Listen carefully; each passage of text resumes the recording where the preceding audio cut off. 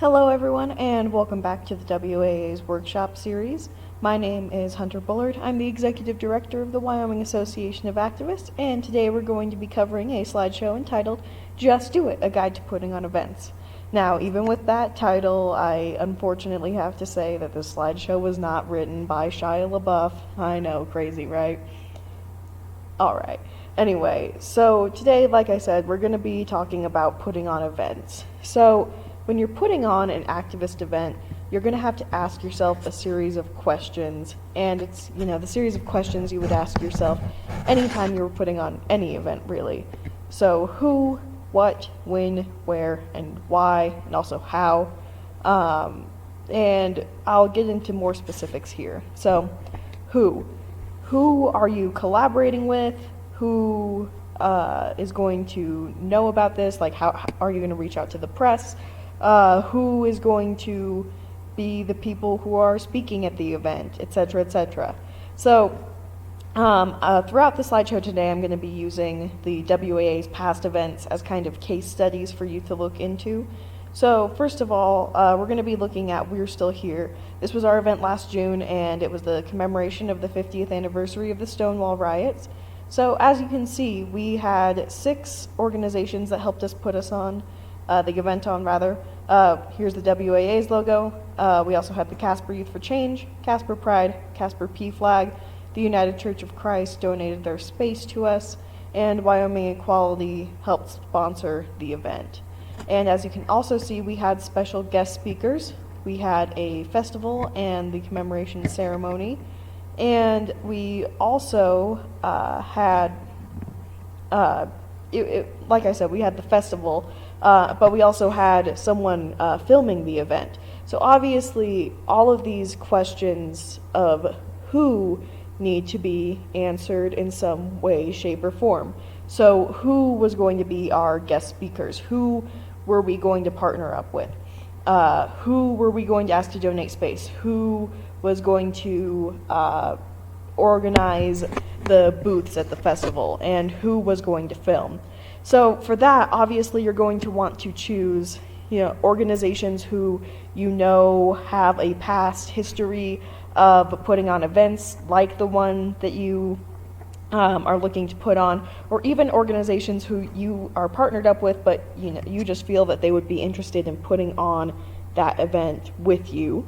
And as for the special guest speakers, we had 4 guest speakers. Our first guest speaker spoke about voter registration and education, just as kind of an intro to the evening.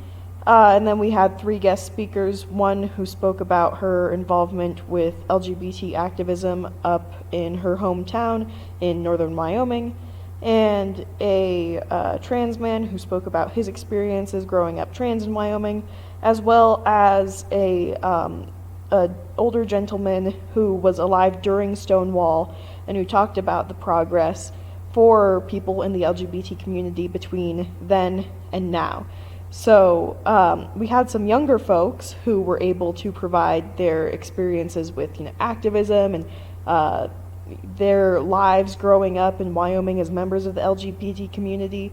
But then we also had someone who was able to provide us a more longitudinal expert sort of perspective, who was able to show us how things had changed, really. As for who filmed, there was a guy on the event board who had a lot of experience with filming and editing things, and he was actually the one who we got to film the event for us. And as for the people at the festival, when it comes to making any sort of event, one of the first things you want to do is establish an event board. And this event board is going to be comprised of people from all of the organizations that you're working with, and it's going to be comprised of anyone who donates space or donates time or anything like that. And for our event, we chose to have anyone who was interested in helping on the event board be in charge of manning the booths at the festival. So someone manned the booth where people made buttons, and these buttons had like their names, their pronouns, their pride flags, etc. We had someone manning the station where people would throw darts at balloons and get, candy in exchange. We had someone manning the station where we made our Stonewall board that you'll see in the next slide, et cetera, et cetera, et cetera. So really, who the event is made by and who the event is made with is going to be integral to its success. Now, as for what, you have to decide what's going to be done at the event. What sort of things are going to be present, like what's relevant to the event happening. For us, like I said, we had a little festival section, we had guest speakers, we had a intro section where myself and the other executive director of the WAA, Rhiannon McLean, spoke, and that we also spoke during the closing ceremony, which had people of all sorts of backgrounds hold these tea lights, and during that closing ceremony, people would turn on their lights if a certain statement applied to them. So, if they had been, if they had witnessed homophobia, if they had been touched by the HIV/AIDS crisis, things like that. And by the time that the closing ceremony was over, almost everyone's light in the room was on. So as you can see here, we have this Stonewall board, and we had everyone put their fingerprint on it, as well as a message of what the 50th anniversary of Stonewall, or what Stonewall in general, meant to them. And it was very interesting to see how people responded to the event. And so I think that was a good way for us to get more information about what people liked and didn't like about the event, as well as what was sort of relevant. But anyway, so for us, we decided, Stonewall's a very important and serious issue, and so we decided to treat it very importantly and very seriously. We had the guest speakers, we had that very hard-hitting closing ceremony, but then to kind of lighten it up in the middle, we had this festival because we wanted to symbolize that, yes, Stonewall is very important and yada, yada, yada, but now it's 50 years later, we can get married, there's a whole bunch of rights that are afforded to us now that were not necessarily afforded to us back then, and still recognizing that we have a long way to go, but celebrating the progress that we have made in 50 years. Now, for this next slide, I know that in the past couple of slides I've been talking about, what we did really well with We're Still Here. I'm going to be speaking kind of critically about this next event. It was the Religion and Peace event that was held last August. And really, we didn't choose an appropriate date and time for this event, and that was one of the issues with this event, and that's why we had such low attendance for it. So as you can see, the date and time down here is Saturday, August 31st, 2019, from 6 to 7:30 p.m. It was held in Laramie. That was during the first football game of the season, the first Cowboys football game. So, as you can probably imagine, most people that, were in town and were able to do anything that evening were going to the Cowboys football game instead of going to the Religion and Peace event. And, I can't say that I blame them. There's a lot of things that people would rather be doing than activism, and that's something that we as activists have to be very conscious of. So, really, when you're scheduling an event, just make sure that there's nothing really major going on in your city or in your town that could interfere with your event. So, for example, for the We're Still Here event, June 28th obviously was the date that we were going to hold it, but that was a Friday, so we had to make sure that people were going to be off of work.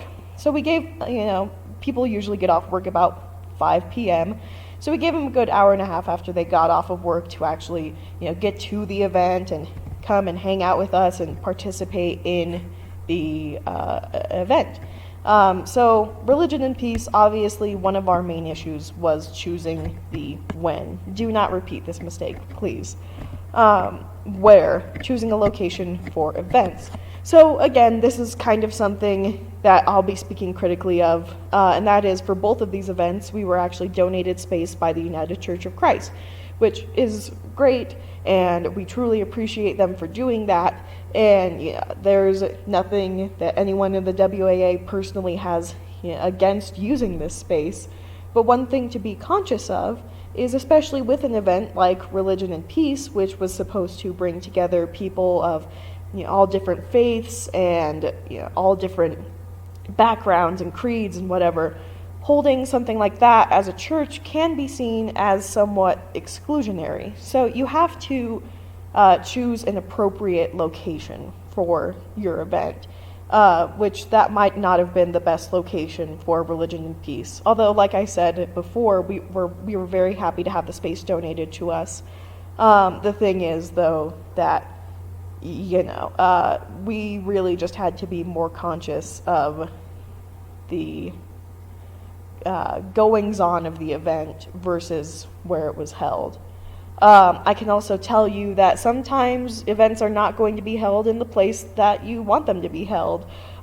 We were planning on having the We're Still Here event, for example, in a park that was kind of in the center of the city of Casper, and we figured that would be a good place for people to drive by and see this event happening and see that there was some sort of protest event going on, and also a good opportunity for, if the media wanted to come and take pictures, then they would be able to, because it would be a very open area. Unfortunately, there were things like insurance fees and event fees that ended up making that be impossible.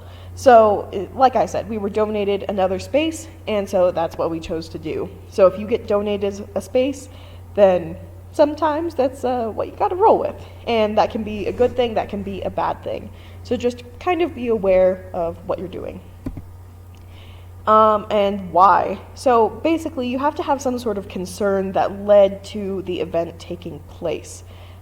If you're just having some sort of activist event for no reason, then people are not going to be driven, and they're not going to be motivated to show up.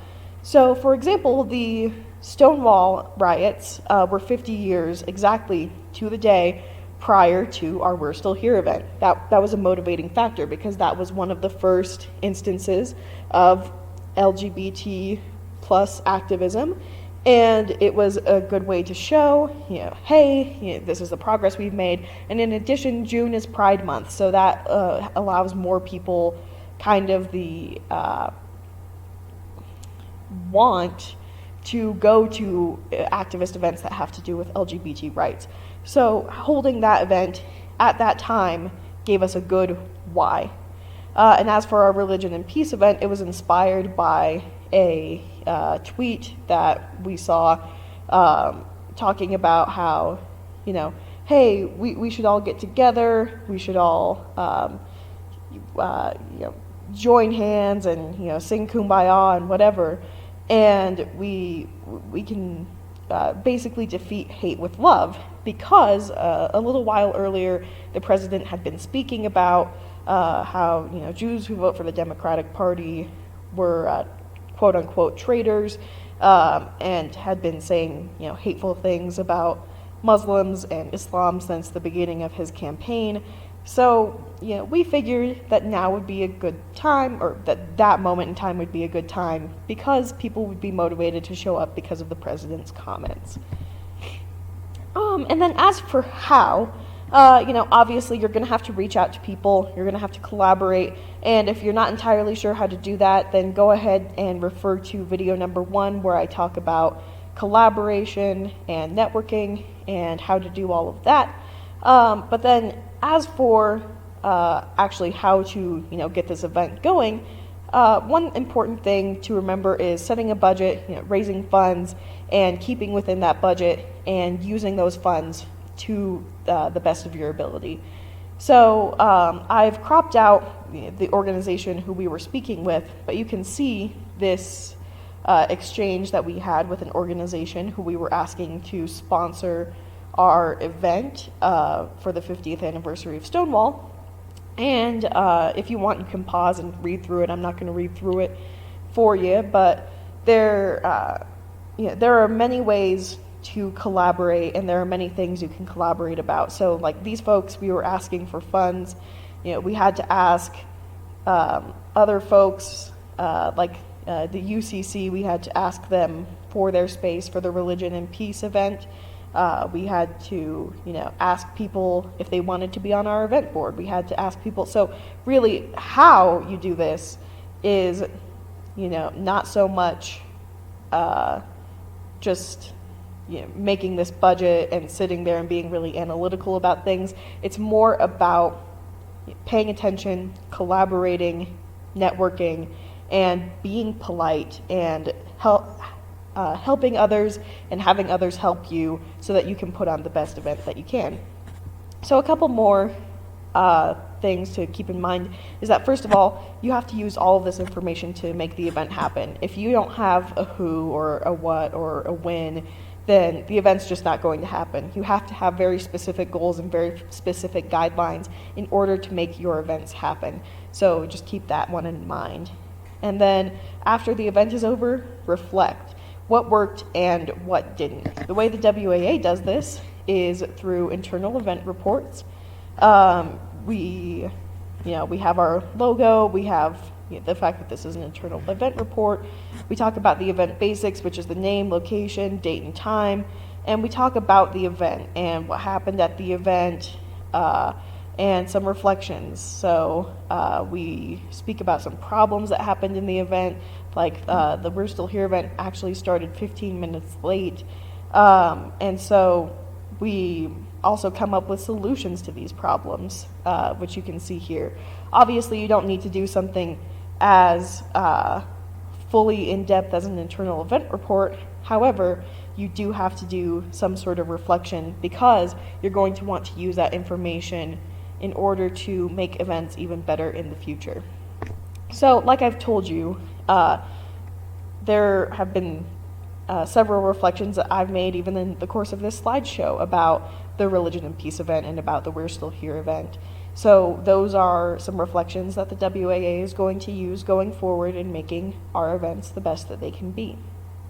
And as for you folks, making the WAA events happen and making events in your own organizations happen is something that's going to take a lot of time. It's going to take some money. It's going to take some collaboration and cooperation. So give yourself a lot of time to make events happen and use all of these steps. If you have any questions, comments, or concerns about the content of this video, please feel free to contact us by commenting below or by emailing us at wyomingwaa@gmail.com, and we'll get back to you as soon as we can. This presentation was brought to you by the Wyoming Association of Activists and its executive directors Hunter Bullard and Rhiannon McLean. Have a wonderful day, everyone.